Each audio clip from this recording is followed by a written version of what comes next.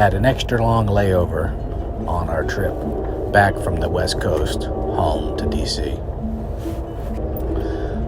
Reno, Nevada was our last stop as we toured around Southern California deserts, Nevada ghost towns, and other places.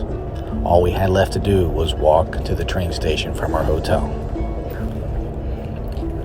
You see, I picked Reno because I have a certain, let's say, story about the station, and that's for you to see in another video. My youngest son, Nash, is the absolute best travel partner I've had. We had such a great time, even when he makes funny signs behind my head.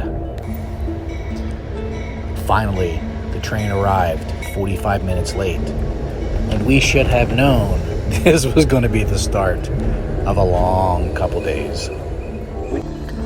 Leaving Nevada was sad because it was so beautiful, and we had such a great time there. I'm going to come back. We made our way into Utah and continued our journey, not expecting it was going to be eventful. The room was comfortable, if not small, but we enjoyed ourselves. The stop at Glenwood, Colorado is especially pretty, and I was always hoping to spend some time at this town. As we made our way out, Brad, the conductor, told us about the town and the area since he was a native Coloradan. We made our way up the mountain, not too far from Glenwood, before things started to slow down. Eventually, we came to a complete stop, and the conductor came on the radio that said they needed to move a small boulder from the railway. Well, we're sitting at a standstill here in Colorado because a boulder from above fell onto the train track in front of the train. So we're waiting. What do you think, Nash? It's been about 20 minutes so far. So we'll see. And sure enough, the train went backwards. We got special permission to back all the way into Glenwood Station because there was a service dog on the train who needed to have a place to relieve himself. Nash and I got off the train just like the rest of the passengers because we were told this could be anywhere from 30 minutes to half a day or more to repair the train tracks because of the boulder. Well, I finally got my chance to explore Glenwood. I probably took 50, 60, 70 photos, and I won't bore you with those here. But eventually we went back to the train area and hung out with the rest of the passengers. The conductor actually sent this passenger to go buy a guitar because she was a professional musician. Evie Joy Music. Check her out. And they performed for hours for us. What a nice memory.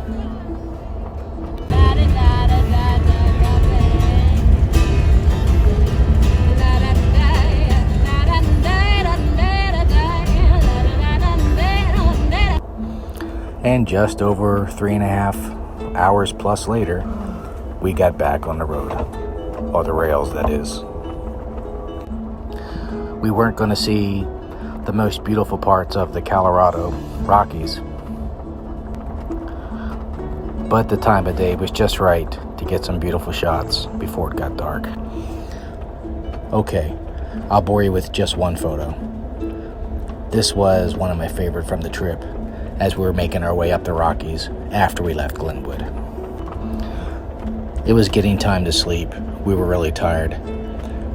So we made our way back to the room and watched the sunset as it closed over the Colorado River as we weaved our way through the mountains.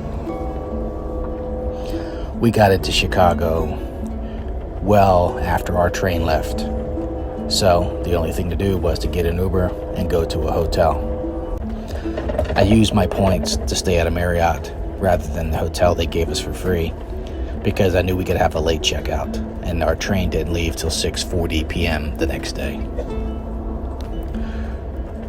We woke up in the morning, had some coffee and breakfast, and spent a few hours walking around the neighborhood in North River, Chicago, I think the area is called. And sometimes the adventure is even better than the travel. And we discovered the most remarkable pizza and mozzarella sticks at a place called Polar Pizza. If you're in Chicago, you gotta check this place out. After gorging on pizza, Nash went back to the room, and I continued to walk the city for another hour, probably grabbing another 200 or so shots. I love this town. It's so clean and beautiful. I need to come back and spend more time here too. And we were blessed with an amazingly gorgeous day. It was warm, the skies were clear, and the light was near perfect. Finally, it was time to head back, get Nash from the room, and get ready to go. We grabbed an Uber and made our way over to Union Station. We made it to the train station okay, got a quick bite, and we're ready to go after waiting a few hours. It felt good to be on the rails again.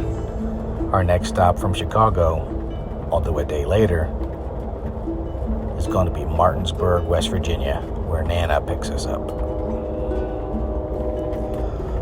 It's a great time for my son and I. He's learning the lesson that traveling is not just about getting to the destination, but it's about the experiences. The long delay, an extra day in a new city, well, we'll forget about that time wanting to be home and simply remember the music of the conductor, the musicians, and all the people we met. That is the travel experience. And I'm so glad I got to share it with him, my best travel buddy.